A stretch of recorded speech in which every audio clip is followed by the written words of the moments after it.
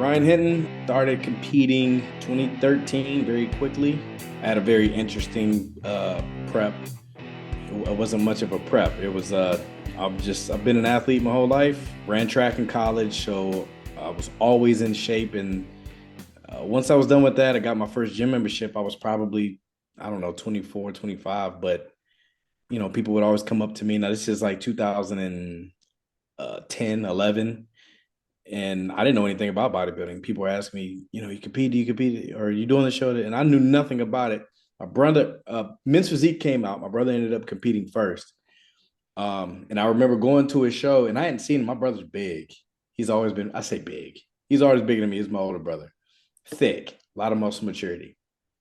And I remember seeing him, and I'm like, for the first time in my life, I'm like, he looks small. His face was sunken in. I'm like, man. And so this is 2011. Men's Physique had just come out. And I remember being at the show like, man, I could never look like that.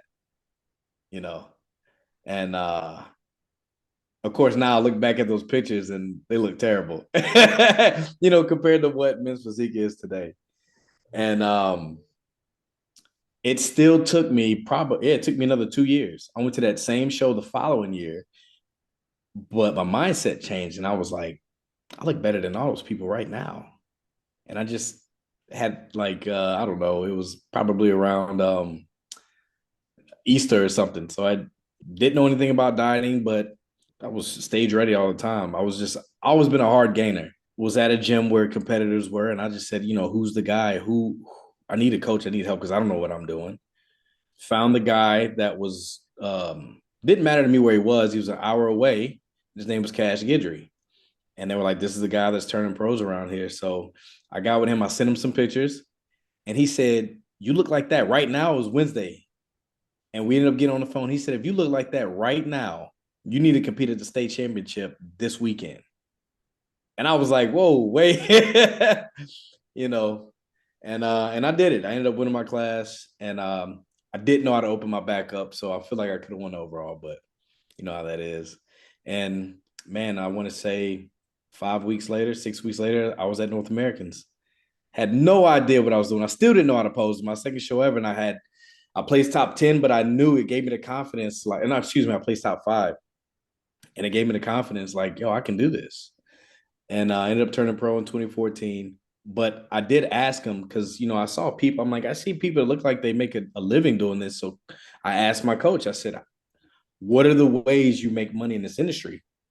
And so we started talking about coaching, and I love coaching. I've always given my time to a high school football team. The high school I went to, I always went back and did summer workouts with the guys and mentored them. So I really loved that role, and I knew I would be good at it. So I just found those gaps, and so turned pro at won the overall at USA's in 2014. It was exactly a year later. And then just from there, I just learned as much as I could. I mean, I had been reading Lane Norton articles since 2010, 2009, 2010, because I was interested in it, but I still just didn't have that confidence that I knew what I was doing because I had no experience of actually working with people. And so I just started just helping people out after I turned pro. Not even competitors, just some lifestyle people. But I knew I wanted to coach, and I knew I had to find the gaps, and I studied coaches, what they did, what I felt like they did right and wrong. And that was kind of like, that was the end of 2014. And then 2015, First Athlete hired me. The sports that you had participated in and then having like the going into bodybuilding, do you feel like that you had any of those mental tricks or those skills built up to where going into bodybuilding you kind of maybe didn't feel completely like a sense of like being overwhelmed that maybe a non-athlete going into bodybuilding would? Yeah, I definitely feel like I had that edge because I didn't even know it was an edge. I've been in sports my entire life in year round. So to me, it was just work. It was breathing and walking. I mean, I worked out. I've been working out since I was in 7th grade. I mean, lifting weights. So I always loved it. I always enjoyed it. The only thing that was new for me was dieting, or like following a regimented plan and feeling hungry. That was new to me, that I had never experienced. And then again, it was just like anything that I've done in any sport, I just said, when in Rome. So I just said to myself, if this is what it is, this is what it is. I'm not here to like change it. Right. Not that aspect of it. So you're a little hungry. Yeah.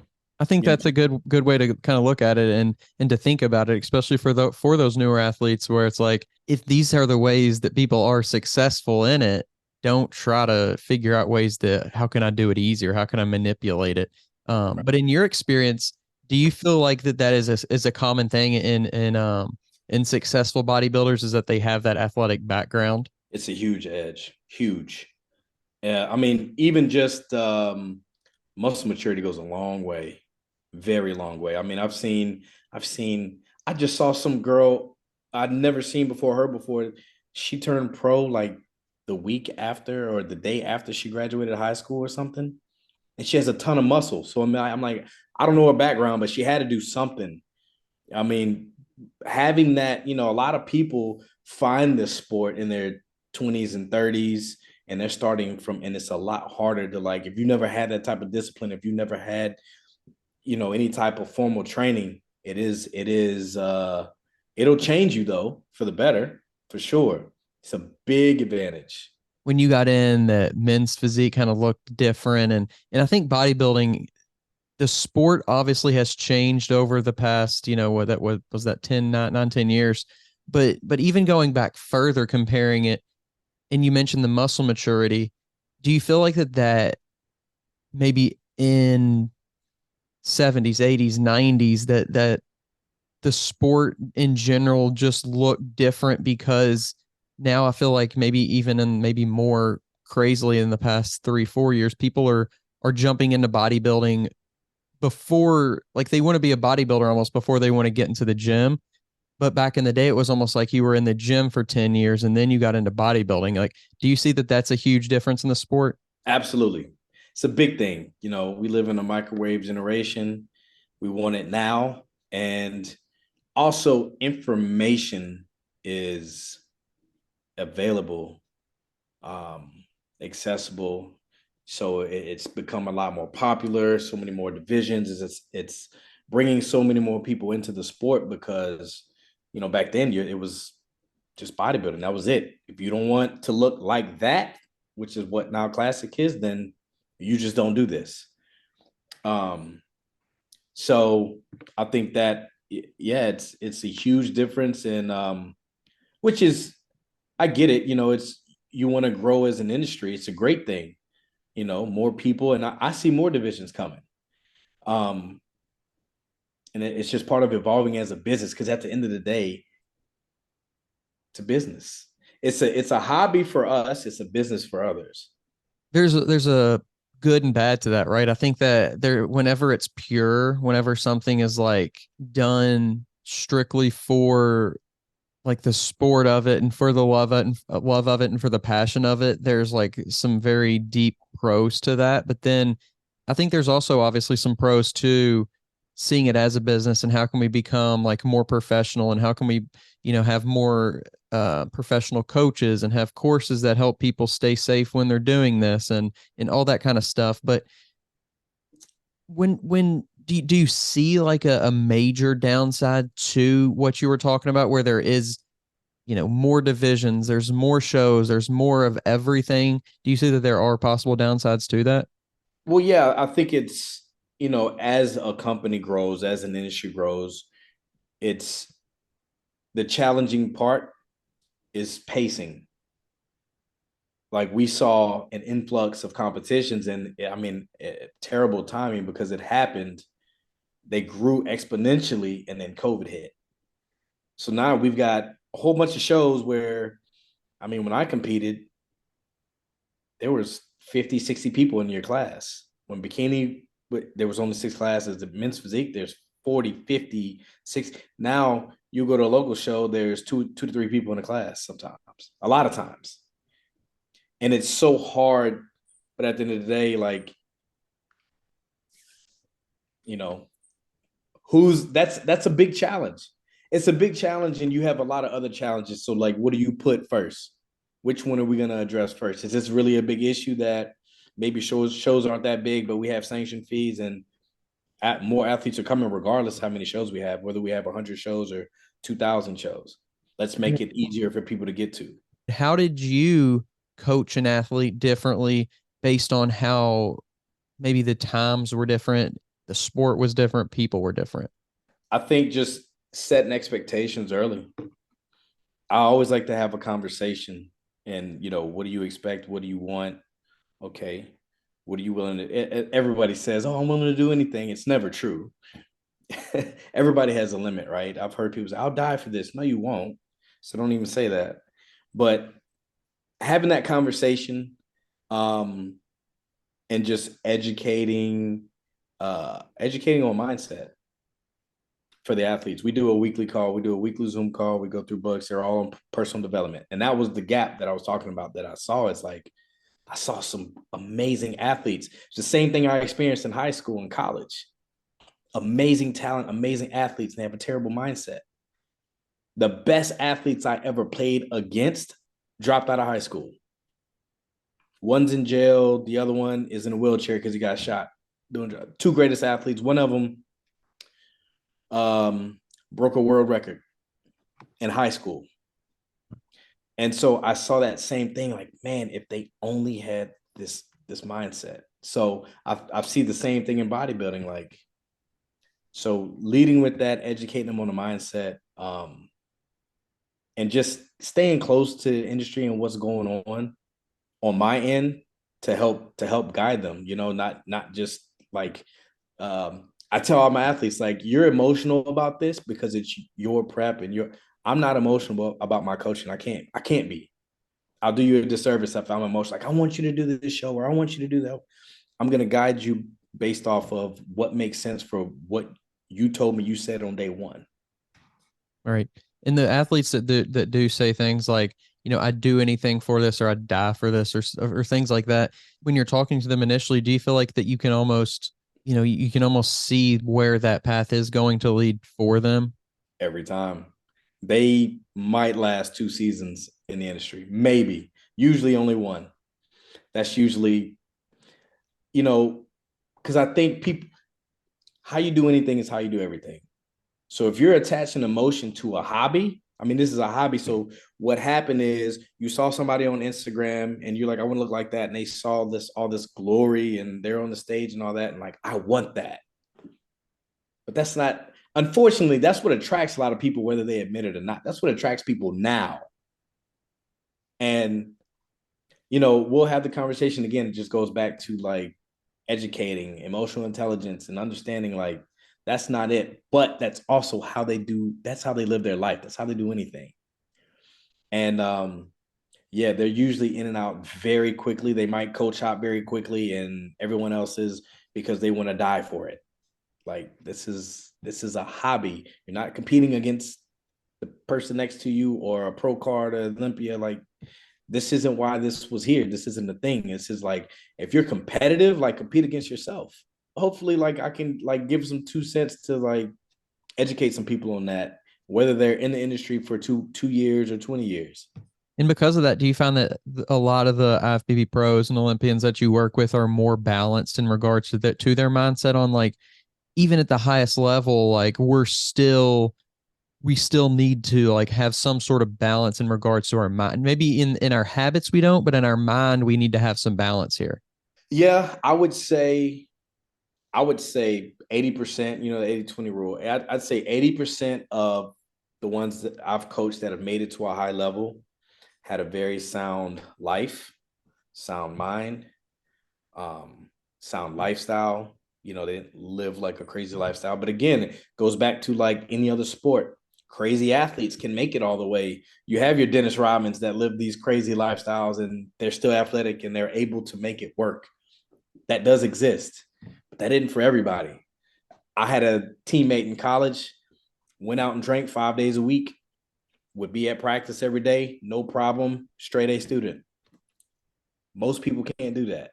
I know Right. I could, but you have those. Does it almost seem like that that old school mentality of like having the ability to do things because you don't know that you can't do them existed back then more than it does now, because you mentioned like all of the information, all of the research, people are more well educated, so they know that like if I don't get 8 hours, I'm not going to work out at the same, capacity. So even if they get 7.5, it's in their head that they're not going to work out as well.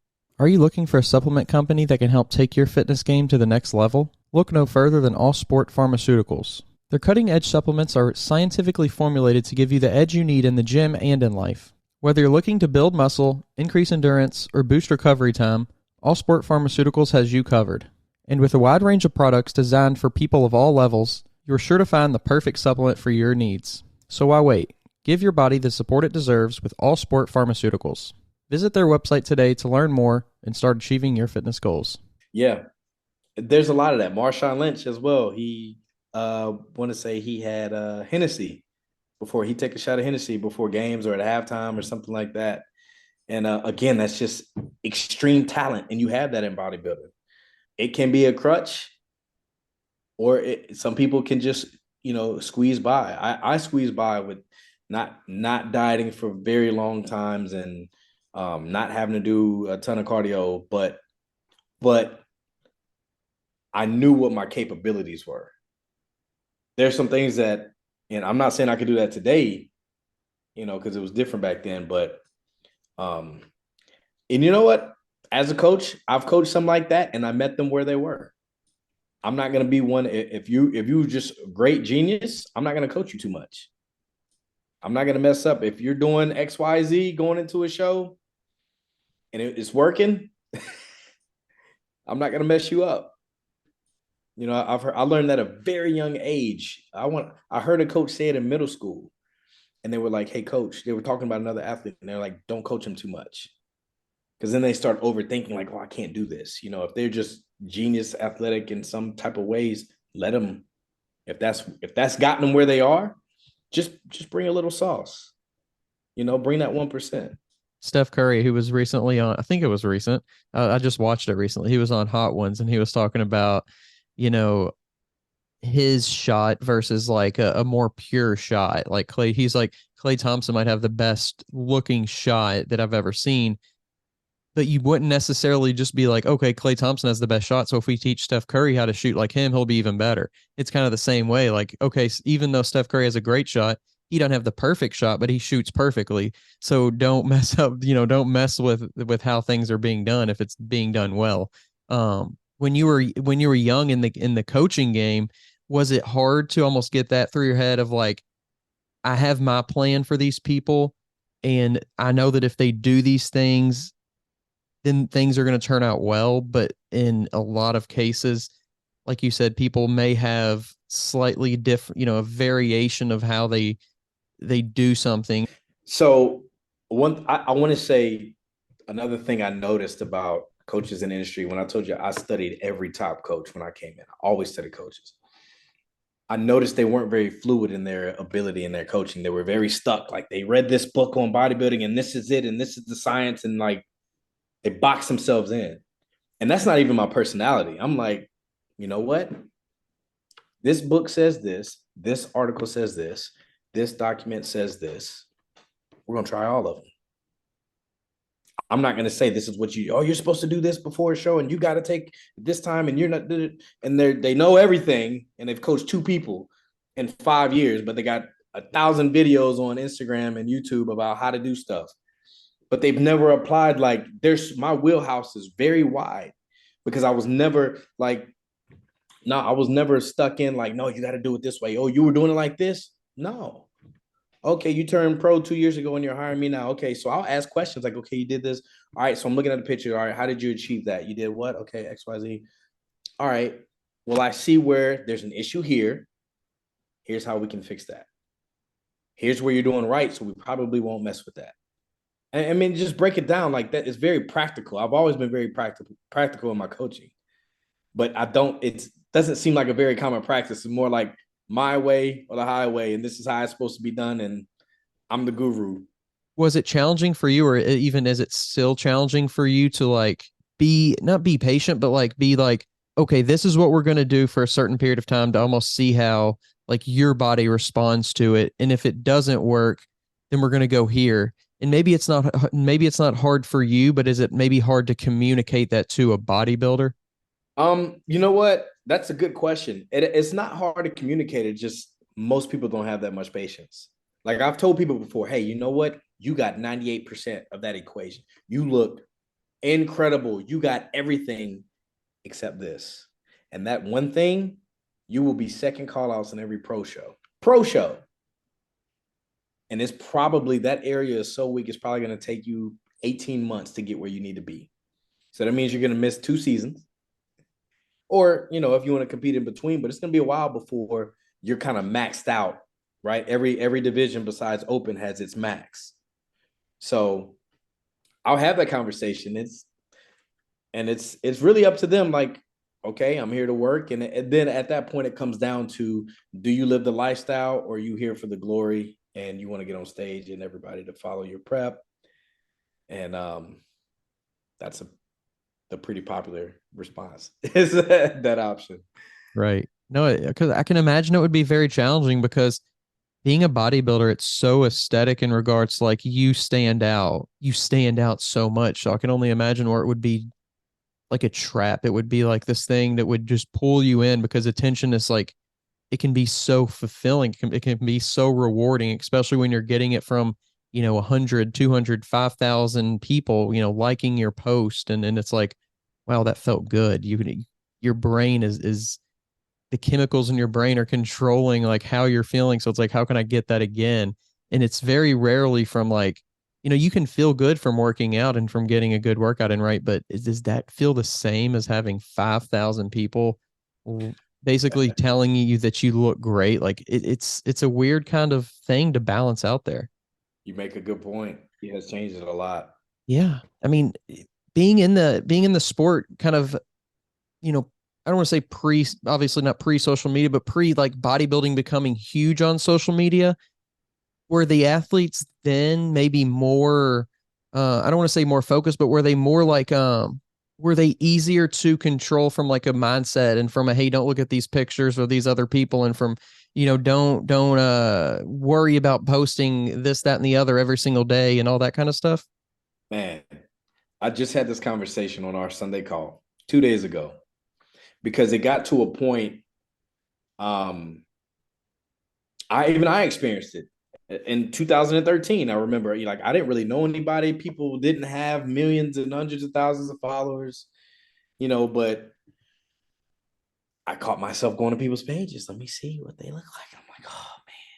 So I at least know that feeling. I'm not that far removed, but it is now grown exponentially. And I see my athletes being falling into the trap.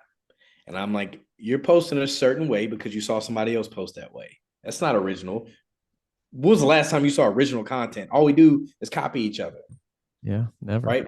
So I'm like, you did that gym video because you saw somebody else do that. You wear those clothes because you saw somebody else. You're doing those exercises the way they did it. How many times have you seen this? Somebody walks into a gym with their gym bag, they put their headphones on. Every video starts like that. Look at me training in the mirror. Like nothing is original. So they're just copying what they see, so when it comes down to prep, yes, they're absolutely just watching. They're watching other people and they get into their head. No, I'm feeling this way. Should I be doing this? Should I be doing that? But you're asking that because you saw somebody else do it.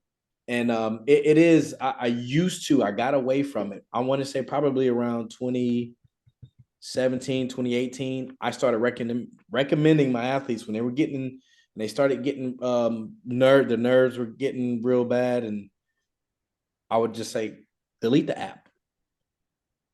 Just delete it for 4 weeks. Your show's in 4 weeks. You'll be all right. It'll still be there in 4 weeks. And it helps. Everyone says it. No one says, Coach, my life was ruined because I deleted Instagram or TikTok or whatever.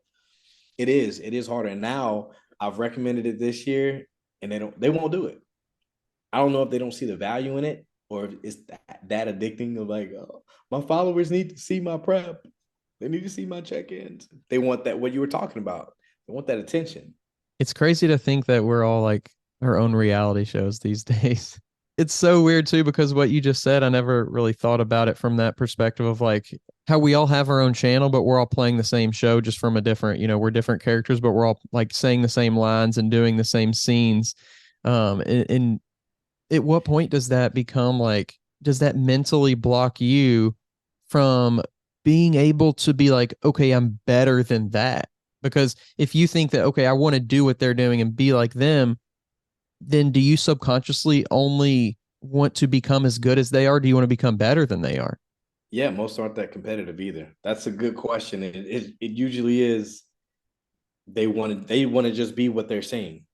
Do you ever kind of like think to yourself, okay, this age right now, like in let's just say 2023, whether it's, 20 to 22, 22 to 25, 25 to 30, whatever it is, this age right here is kind of like in general, the best, kind of most focused, most like they have the best ability, the best opportunity, and the best maybe focus. Is there like in this particular year that you see that? 40. It's they usually have less distractions. If they have kids, they're not toddlers. Work is usually just steady, or um, it's all just to reflect the mindset. It is very much a hobby and not like I'm trying to get sponsored and live off of promo codes. Like it's a very realistic. I just want to look good. I want to look better. I want to improve. You know, just tell me what to do, and that it's very it's seems to be yeah, just like more sound, more understanding and focused. Right at 40. I mean, 35 and up, like masters, but I would say like 40 and 40 and up for sure. Yeah. It's interesting you say that, the from the Olympians that I've talked to, it's always been the older, when I say older, obviously not older in terms of real life, but older in terms of the sport, but the older athlete, whenever you talk to them, it's like they have such like a depth of experience. They have a depth of like they know that this is what it's going to feel like. So why even try to like don't complain about it. Like this is the situation that we're in. I decided to be here. I know what it's going to feel like to train when I'm 2 weeks out. Like I know I've been there. I'm not necessarily getting, crazy, crazy emotions about these things anymore. It's more of just like almost in a robotic way, like, hey, this is what we're doing. Got to get the checklist done for the day. And like you said, they do have families. They do have other careers. They have things that can almost like keep their mind busy while they're quote living life, that they're not still stuck on bodybuilding and obsessing over bodybuilding. That's it exactly. Um, and another thing you said is just they've had life experiences. They've had heartbreaks and a lot of losses, like real life losses. So when it comes to I didn't place how I wanted to, it's more like, all right, coach, what's the plan? What are we doing next? Versus like, oh my God, like my life is over. Like this was the worst thing that ever happened to me. Like you got third in a bodybuilding show. Like I thought this was a hobby for you. Was there like $1 million on the line? I'd be a little more emotional about it too. But it wasn't. You paid the same amount of money to get there that anyone else did, right? You did just, I'm not gonna say harder work, but everyone works hard to get there. Like we're all equal in a sense going there, but it's just how they handle it. It's totally different. Have you seen that change over time? Is it getting better? Is it getting worse? No, I think it's just something that I just realized over time that age is just like, when I think about who has been like the ones that like I really enjoyed working with, over the years, and like every time it's just around that age range. You mentioned like getting your first, you said it was a lifestyle client first. So what kind of led you into like feeling more confident or feeling like, okay, I want to take on these athletes now? Honestly, all it took was somebody to ask me, and the guy DM'd me. Tony Lynch, he DM'd me. I still have a screenshot of it too. He messaged me on Facebook. It was December of 2014. He had never competed, and did his first show in March, turned pro, and that was my first pro, and he turned pro 6 months later. So it just started with that. It's like, I know how to pose and I know I can like help. By then I knew how to pose, I had at least gotten, I'm like, I've done 3 national shows at that point. I could at least help somebody at local shows and I understand national shows because I've been to 3 of them now. And kind of still handle my competing as well because my preps weren't like, I didn't have crazy preps at the time. So yeah, it just started with him and another guy from Houston.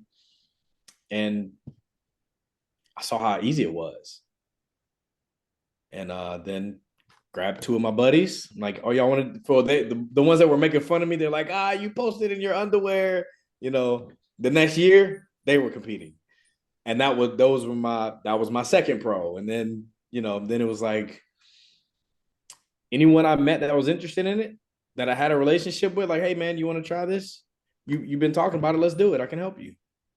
And it, as corny as it sounds, like I just started from the bottom. Like my first bikini pro, I was waiting tables. My first bikini pro was somebody I waited on that looked like they work out and like worked out at Planet Fitness. So I was like, hey, you ever thought about competing? Do you compete? Like, no.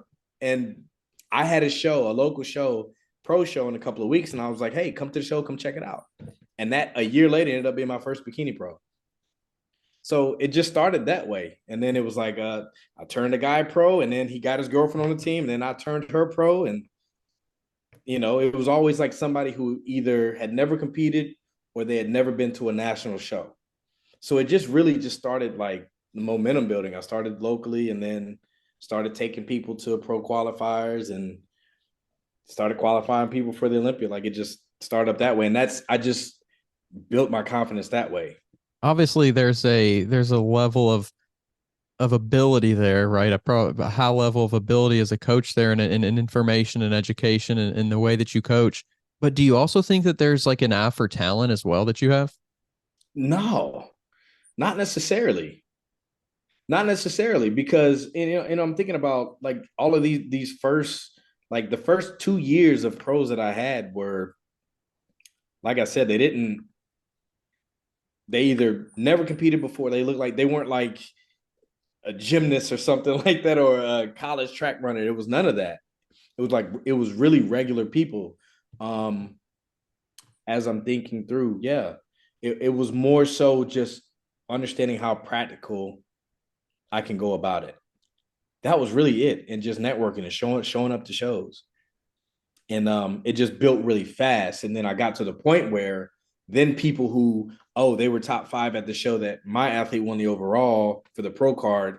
Then it was like, okay, then it's a lot easier. Everyone in the top 10 was contacting me in that class. So that it built really, really fast. But in the beginning, no, having an eye for talent, not at all. Now do you have a sort of like a mindset filler that qualifies somebody that you think that like, hey, this, if I don't get a good feel for this person with their mindset, then we're just going to have to part ways. Like even if they do maybe have that potential.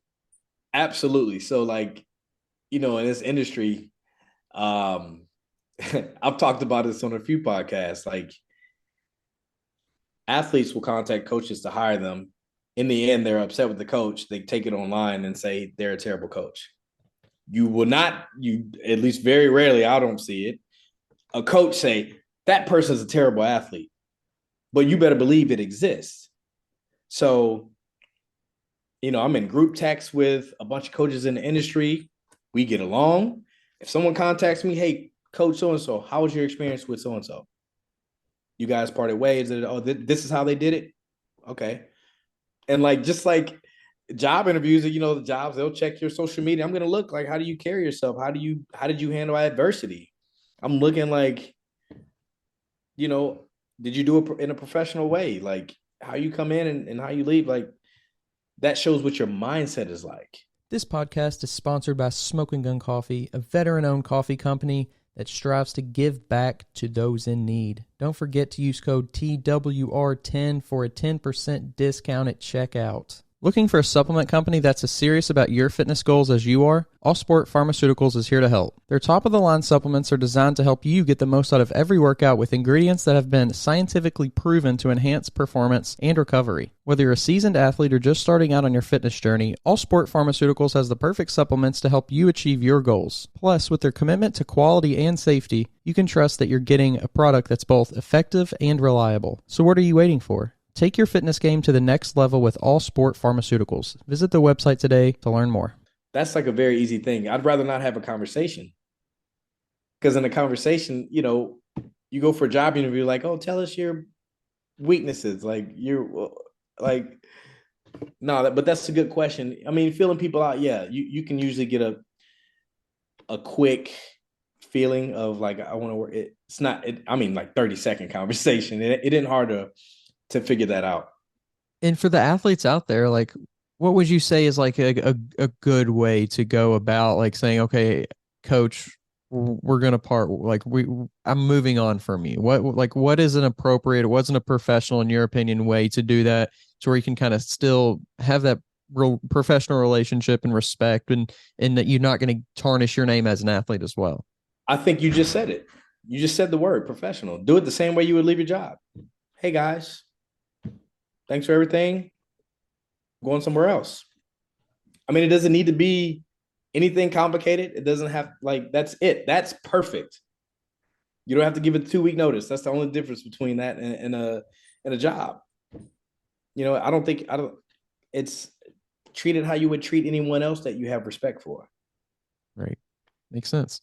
So working with professionals, what are some of the things that you do to kind of keep that professional, from a literal professional athlete?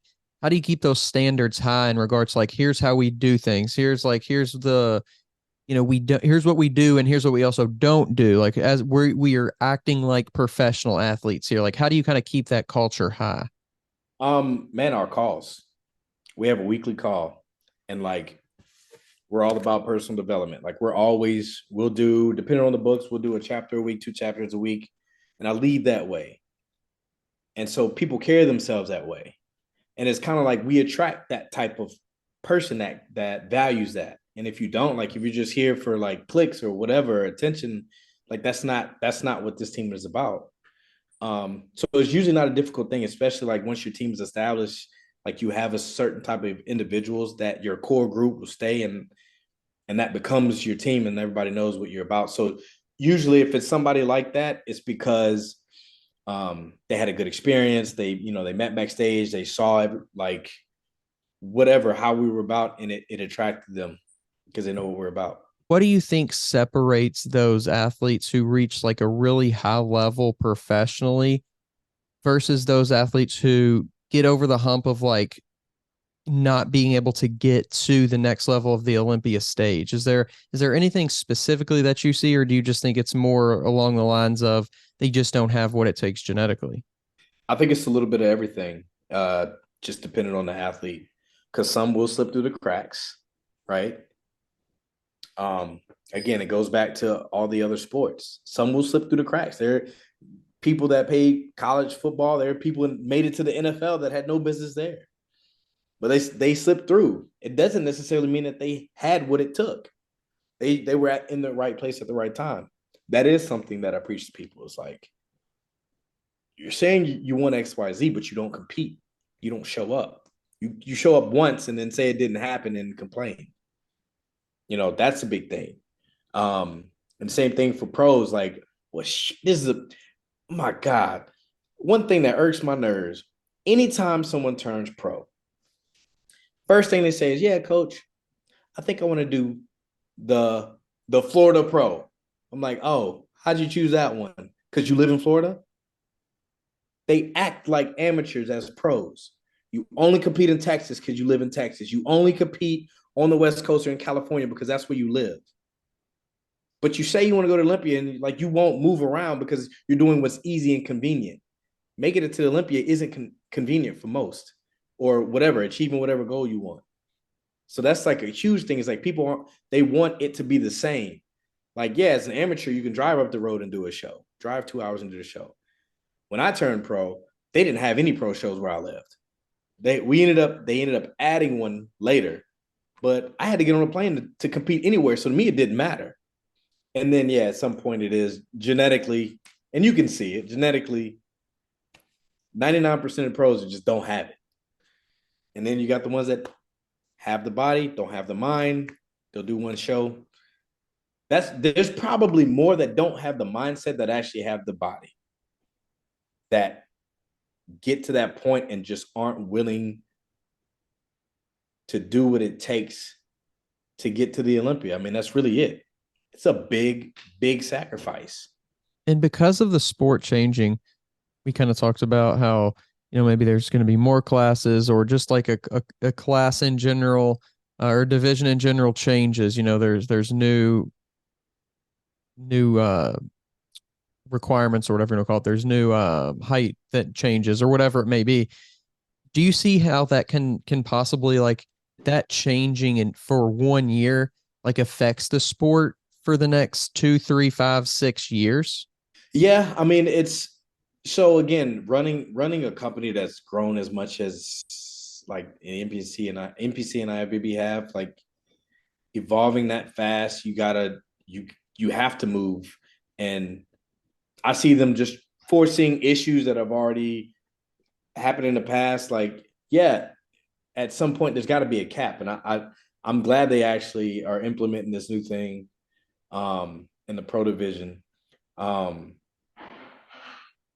But here's the thing: we're we're a part of this. So any changes that are made, you just you just got to adapt to it, or pivot, as people say. Like, you just got to.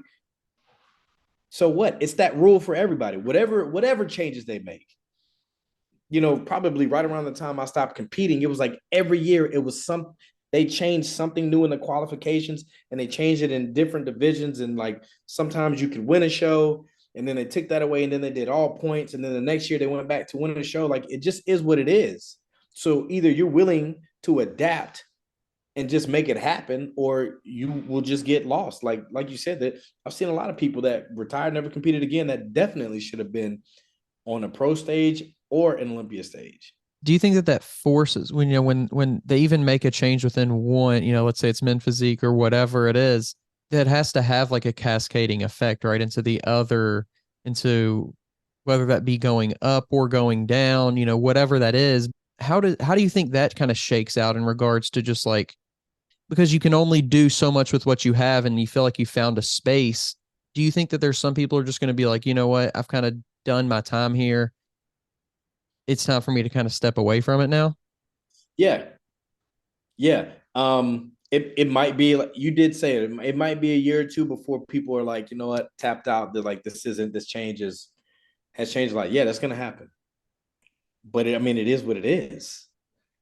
You know, I don't think it's a bad thing. Like, let's say, you make a change that's gonna negatively affect a couple of people and positively affect the entire division. That happened. That has to happen. Right. I think that's okay. It kind of goes back to what we talked about at the very beginning in regards to like business versus, they see it as a business. Other people, competitors, more so as a hobby. And I think it's tough whenever those two kind of come together, because, you want to do something for your reasons, and those reasons that, they don't match what the reasons that the other people are doing their thing for. I can see where that would be frustrating or challenging, or kind of bring you to like, what do I do here kind of situation. But I think in the next, maybe 5, 10 years, I think the just bodybuilding in general has such an interesting opportunity to continue to grow, literally and figuratively, to continue to grow, to continue to attract more people.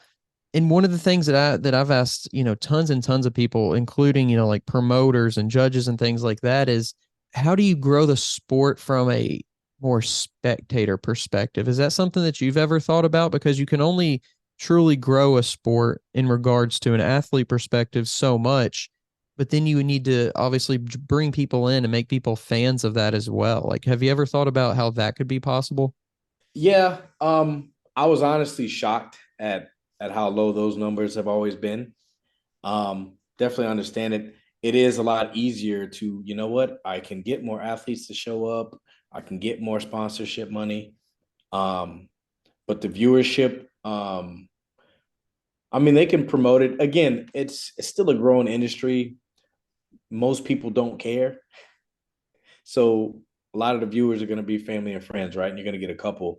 Um, COVID was great because now they live stream all of it, most of it, right? I always thought that was crazy that they didn't, because you go to a big pro show, tickets can be pretty expensive. At national show, you spend 150, $200 prejudging the night show if you want to sit in a VIP. I think I was usually about any of the Tim Gardner shows, about $300 to go to all the shows. But then you throw in another $25 for the stream. Now you're selling to grandma on the other coast and friends overseas. And I think if they push that, which I think they are, that's on the promoters, right? I think that's a great thing. Other than that, I've heard whispers of TV, but it's a little far fetched. And now that's so cheap. That's not what it was back in the day either. So, but I think I think the streaming thing. If you have streaming at a show, kudos to any promoters. I think there's a level of bodybuilding that is hard to reach people because it's so unrelatable. Like it's weird because you have, let's say on ESPN, you can literally at some point see cornhole on ESPN, right? I think that's easy to watch because it's like, oh man, I can throw that bag. I've done that before. Or even like a sport like basketball. Okay, I've been to the park before. I've shot a basketball. I've guarded a great shooter or a good shooter, whatever you might consider that in the, a rec league but in terms of bodybuilding, it's so hard, I think, to have never done it and be like, oh, I get that. You can appreciate it. I think to a certain degree, you can appreciate what you see, but you can't appreciate like what truly that is standing on stage there. And I think that that's maybe one of the struggles to overcome. And I think that there's like, sports like, I think like UFC, right? Sports like MMA type of things is a little bit similar because people can't necessarily, they can't relate to like being in a fight like that. But what they do a good job of is like all of their behind the scenes stuff. I can't remember what they call it, but the stuff that leads up to the UFC fight that they do every the week before or whatever. I think if there's more of that like connection with the athlete from an entertainment perspective and getting to know who this is, I think you get that from a social media view, but even more deep into like what the NPC or whatever could offer in regards to doing that. I think that would be kind of a cool thing to try out potentially. Yeah, I've seen they've dabbled with that, like having athletes at this gym in Pittsburgh, as they're getting ready for the Olympia or the Arnold. Um, I think now we'll say this as far as like people, I think about wrestling. You know, people like it's not realistic. These big dudes are jumping off, but people watch it. It's true. As fake as it is, you seeing somebody, these guys oiled up and they're like ginormous. Like people still want to see it. Like, um, I feel like Olympia for sure could be on ESPN. Okay. Maybe at that level they don't consider it a sport or whatever, but we can play cornhole anyway. I do think some type of attention could be on mainstream TV. But as far as the individuals though, and coming from the NPC, like I already see the issue with that. It's like, oh, why'd you pick that person? That person, you got to go to this person's apartment and oh, that I already know where that conversation is going. Yeah. Right? I would. So it's gotta stay with it. Every individual's got to do this is my road to the Olympia. This is my travels. This is what I'm doing. I think it's still good for the sport, right? Yeah, I think so. Maybe a couple of years from now we'll have the weight room doing that. We'll have the weight room podcast will be following three or four Yeah. people around. That'd be kind of an interesting thing to do. But getting back to the coaching side of things, what do you feel like has been one of the biggest lessons you've learned about not just like coaching in regards to the X's and O's, but actually having a coaching business? What has been a big lesson you've learned about being able to grow a business, but also have like a sustainability about it as well? Getting help sooner, hiring coaches. I should have done it 3-4 years before I did. But I was just too the same thing. Any other business owner says, "Oh, if you want something done right, do it yourself." You know, I don't want to worry about somebody else messing up. If there's a mistake, I want to be the one to make it, not someone else. Right? Stupid. But yeah, definitely. If you, I told this to another coach last year. He was kind of real hot last year, and that was the first thing I told him. I'm like, you need help now, like way before, because you still have to like teach them your ways, your methods. Like that takes months. So do it before you actually feel it. Get 2 coaches. Don't get one. Get a couple of them. Yeah. Hire soon. Hire quick. What do you think the future of the sport is heading towards? What do you think it looks like in maybe 5 or 10 years? What are some of the biggest differences you see? There's probably going to be 2 more divisions to come out within the next 10. I'm not sure about the next 5, but for sure, maybe probably around 5 years. There's 2 more divisions coming, male and female, and just a bigger reach, with like information and being so readily available on social media and research, and more people are more health conscious, and in a gym, everybody wants to be in shape a lot more. It's not as weird as it was before to meal prep and bring food with you. It's a little more accepted. Yeah. So yeah, I think it's going to continue to grow a lot, especially globally. As they expand out in other countries, more shows in other countries, kind of just making the whole industry bigger and smaller at the same time. But yeah, I'd be looking for two more divisions. So 2 more, you said, in each, for women and 2 for men. Yep. Do you see those as like gaps, bridging gaps for current, or do you see that as like at the very bottom or very top? Like, where do you see that? Very bottom. Very bottom. Yeah. Gotcha. So just more of like a health focused style of bodybuilding, do you see? Yeah, people that just want to show off some work, and more of a real, like, so Men's Physique and Bikini came out, and it was like a more lifestyle attainable look. Neither of them are that anymore, but you can go back and look at pictures from 2011 2012. That's what they were. So as opposed to scaling something back, they're just going to add 2 more divisions, whatever they want to call them. Yeah, that's just my opinion. I think that would be very helpful, though. I think that would be a great way to get people into the sport. It's something that I think a lot of people will start there and then transition. Yeah, and to the new division that I'm talking of, there's so many people out there that have incredible. They find the gym, they find nutrition, they have incredible transformations, and they want to experience it and show it off. But they're not intimidated by like, oh my God, I can't go up there and look like this bikini girl or Men's Physique, but I'd like to show it off. I just can't do that. So yeah, having something for exactly what you said, like people would love it. Yeah. Great getting to chat with you. I really appreciate you coming on. And my pleasure, man. Thank you for having me. Absolutely. And if you want to, before we head out, kind of share your social media or website or anything like that. Yes, Legacy Physiques on Instagram, or teamlegacypro.com is our website. If you're tired of searching for a coach or trainer, somebody who knows what they're talking about and has experience, make sure you go check out the new Coach's Corner on weightroompodcast.com. You can find quality, qualified coaches to help you achieve your goals, whether that's in bodybuilding or just general fitness. Stop wasting time and start achieving your goals today. The link to the Coach's Corner is down in the description below.